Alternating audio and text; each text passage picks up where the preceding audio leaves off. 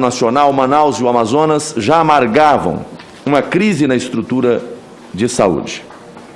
Tenho defendido que qualquer apuração de responsabilidade sobre enfrentamento da pandemia considere os aspectos gerais da saúde brasileira, além de diversos outros fatores envolvidos nesse processo. Sobre Manaus e o Amazonas, todos sabemos, inclusive, que a crise certamente foi agravada com os escândalos de corrupção. Temos dados de agosto de 2019, por exemplo, portanto antes da pandemia da Covid, que mostram a saúde do Amazonas em crise, com hospitais públicos de todo o estado sofrendo com a falta de infraestrutura e de pessoal. Cito, por exemplo, quadro de superlotação no Hospital de Pronto-Socorro, 28 de agosto.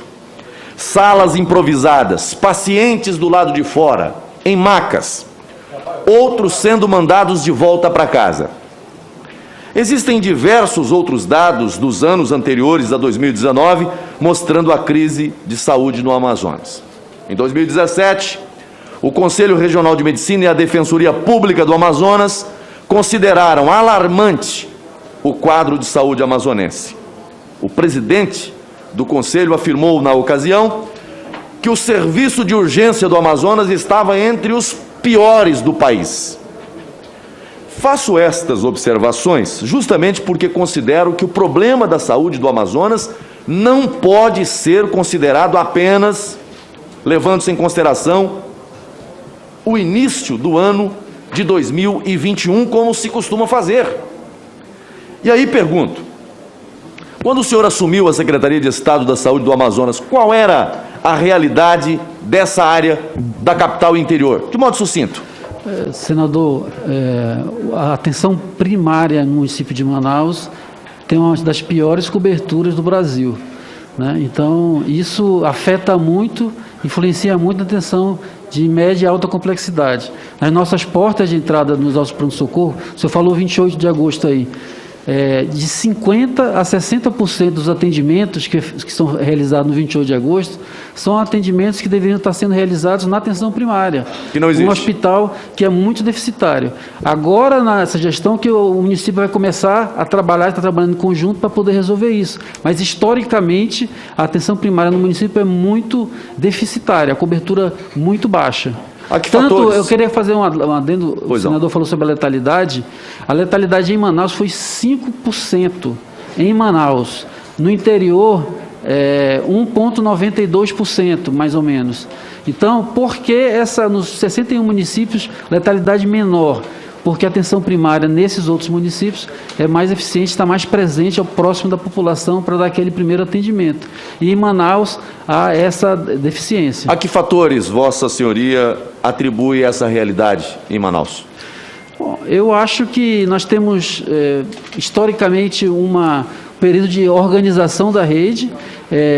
Antes de 2014, 2013, pelo menos isso é que os servidores relatam, mas aí houve uma descontinuidade dessa organização. Foram anos com essa disputa do governo do estado do Amazonas e a prefeitura de Manaus em relação às suas competências, né? O município dizendo que não tem dinheiro para investir e o estado assumindo esse investimento sem ter esse diálogo. O que de fato faltou foi trabalhar com a lógica do SUS, que é uma lógica de que nós temos que dar as mãos, né, tripartite, né, federal, estadual e municipal, e isso não acontecia. Como o quadro da saúde do Amazonas já não era bom antes da pandemia, por que o governo não providenciou a abertura de novas licitações de insumos, como o oxigênio, por exemplo, logo nos primeiros meses da pandemia? Bom, eu não estava na gestão na época, né? O que nós sabemos é que a produção da White Martins era suficiente para a projeção que estava dando, tanto que foi na primeira alça epidêmica, o máximo que se atingiu ali foi um consumo de 30 mil metros cúbicos de oxigênio.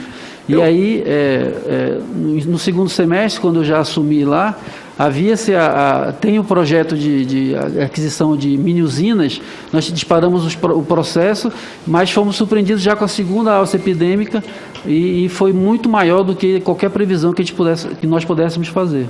Eu pergunto isso e gostaria que o governador do estado estivesse sentado na cadeira que Vossa Senhoria está, para responder objetivamente essas perguntas, e ele fugiu da CPI. Mas pergunto a Vossa Senhoria, que assumiu a pasta na sequência. E pergunto isso, inclusive, porque dados da Fundação de Vigilância em Saúde do Amazonas mostram que o número de casos de Covid-19 cresceu de forma gradativa, ou seja, era possível um acompanhamento planejado. Por que então não houve a compra do oxigênio à medida em que a pandemia avançava? Estou dizendo isso porque eu tenho aqui os dados. Só do mês de dezembro, nós tivemos 2 de dezembro, 698, 17, 894, 30 do 12, 1.369, 31 do 12, 1.400, depois vai para janeiro, 5, 1.928, 8, 2.342, 14, 3.800. Ou seja, há um processo de crescimento ao longo do ano de 2020 e se avolumando em 2021. Por que não se tomou providências em relação ao oxigênio antes? Com relação ao oxigênio, durante o mês de 2020, a média de consumo ela ficou em torno de 15 e 16 mil, que era a média um pouco maior antes da primeira alça epidêmica, mas que não apresentava ali risco de fornecimento. Tanto que a White Martins continuou fornecendo de forma regular até essa fase do mês de dezembro, que foi quando houve a explosão de casos em relação à contaminação. E essa explosão, senador, nós sabemos agora que foi uma variante que circulou de forma descontrolada na sociedade. Então, houve maior número de contágios, maior número de internações e, infelizmente, maior número de óbitos. Secretário, infelizmente, essa não é a lógica dos fatos. Você não tem uma situação num dia e no outro dia uma situação que leva ao colapso uma estrutura pública de saúde. Eu tenho documentos aqui que comprovam que o estado do Amazonas deixou passar praticamente todo o ano de 2020 em meio à pandemia para ampliar a compra de oxigênio. Só assinou aditivo com White Martins no dia 23 de novembro de 2020 para atender o aumento da demanda de oxigênio decorrente da pandemia. Na ocasião, o governo valeu-se de última hora do percentual máximo de aditivo previsto na Lei de Licitações. Ou seja, o governo do estado do Amazonas deveria ter feito antes. Primeiro, no primeiro momento, quando se identificou o crescimento dos casos, aditivar-se. E a Lei de Licitações estabelece um teto máximo de 25%. Teria que ter feito, no primeiro momento, um aditivo no seu limite máximo, por precaução, como medida de planejamento. Não fez. Num segundo momento, teria que ter instaurado um novo processo licitatório para ampliar a aquisição do insumo. Ou seja, houve absoluta falta de previsibilidade. Escolheu expor a população do Amazonas ao risco de morte. E foi isso que aconteceu no estado do Amazonas. Por irresponsabilidade administrativa. Lhe pergunto, Vossa Excelência chegou, Vossa Senhoria chegou depois. O senhor tinha conhecimento específico da situação desse contrato com a White Martins, que eu mencionei aqui, do aditivo? Sim, a White Martins solicitou um aditivo. Quando? De 25% em julho. Esse processo foi tramitando, mas a ênfase da White Martins... A data novamente de quando a White Martins pediu... No mês de julho. Julho. Pediu o aditivo... para dar lastro orçamentário ao contrato, em virtude da projeção do aumento de consumo mensal, da média mensal. Ela pediu em julho. Antes da primeira alça, senador, a média era menos de 15 mil. E após a segunda alça, a média subiu um pouco para em torno de 17, 18 mil metros cúbicos por dia. Então, o que a White Martins pediu foi um ajuste contratual para dar lastro orçamentário. Ela pediu aditivo. Sim, aditivo E contratual. ela vinha informando o Estado do Amazonas, o governo do Estado, sobre a situação do quadro de oxigênio. Precisava rever o contrato. O Estado foi notificado algumas vezes pela White Martins. O processo tramitou para poder fazer o aditivo, mas veja que esse aditivo 6 meses? de 25%, senador, o aditivo de 25%, se nós formos analisar o que aconteceu depois, ele não faria frente à demanda. Né? Nós tivemos, não faria frente à demanda. O que faria frente à demanda, o que daria resposta positiva à demanda era a planta dela não dá para produzir mais do que ela produz. E ela produz para os hospitais particulares. O erro foi nós não termos ido buscar fora de lá o oxigênio e ter condições de transportar esse oxigênio, porque a planta de produção da White Martins, ela atende. Lá tem 2 empresas que produzem oxigênio. A Carbox, que produz muito mais para o distrito, porque nós usamos muita solda e precisamos de muito oxigênio na solda.